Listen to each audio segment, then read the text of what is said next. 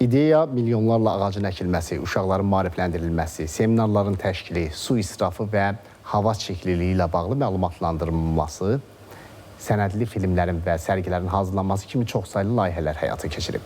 İdeya İctimai Birliyinin təsisçisi və rəhbəri Leyla Əliyevanın VUF 13 çərçivəsində yeni şəhər salma gündəliyinə həyat vermək, hava keyfiyyətinin və yaşıl infrastrukturun dayanıqlı şəhərlərə inteqrasiya edilməsi adlı konferansın iştirakçılarına mesajında bu barədə məlumatlar qeyd olunub. Tədbirdə iqlim dəyişikliyi mövzusuna da diqqət çəkilib. VUF 13 çərçivəsində təmiz hava və dayanıqlı şəhər salma mövzusu da əsas müzakirə predmetlərindən biridir. Hal-hazırda bu məsələ Aidiya İctimai Birliyinin tərəfdaşlığı ilə bu tədbir zalında baş tutur və buradan mühüm mesajlar verilir. Diqqətə çatdırılan əsas məqam isə ondan ibarət oldu ki, hər il dünyada 5 yaşdan aşağı 700 mindən çox uşaq havanın çirkli olması səbəbindən dünyasını dəyişir. Ona görə də havanın təmiz olması dayanıqlı şəhər salma üçün əsas mühüm amillərdən biri hesab olunur.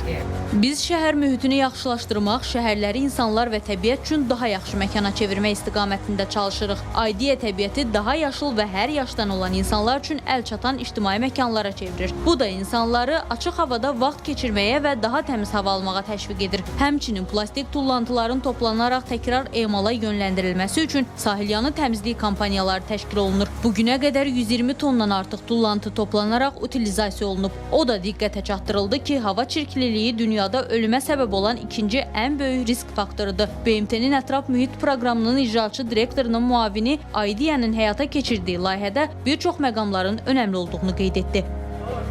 Şəhərlər genişləndirilərkən iki istiqamət, vertikal və horizontal formada olmalıdır. Bu genişləndirmə zamanı nəqliyyat, tikinti, digər infrastruktur nəzərə alındığı kimi ətraf mühit, yaşıllıq və təmiz hava da diqqətdə saxlanılmalıdır. Şəhərlərdə ən önəmli məsələ yaşıllıq sahələrinin daha geniş ərazini əhatə etməsidir. Xəzər dənizində suyun azalması ekoloji riskləri dərinləşdirir. İqlim amillərinin şəhərsalma planlaşdırılmasına inteqrasiya edilməsi bu mübarizədə şəhərlər üçün getdikcə daha mühüm əhəmiyyət kəsb edir.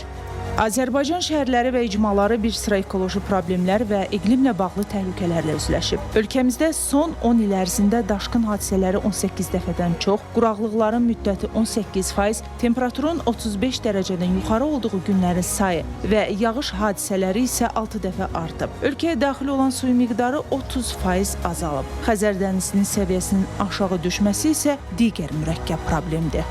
Şəhərin 2040-cı ilə qədər daha dayanıqlı olması hədəflənir. Bu məqsədə yaxşı ictimai nəqliyyat, yaşıl məkanlar və təmiz enerji vasitəsilə nail olunması planlaşdırılır. Bütün bu təşəbbüslər müasir və dayanıqlı şəhər mühitinin formalaşmasına xidmət edir. Ağcəl Əskərli, Əhməd Məmmədov, Əziz Əzzov, ATV Xəbər.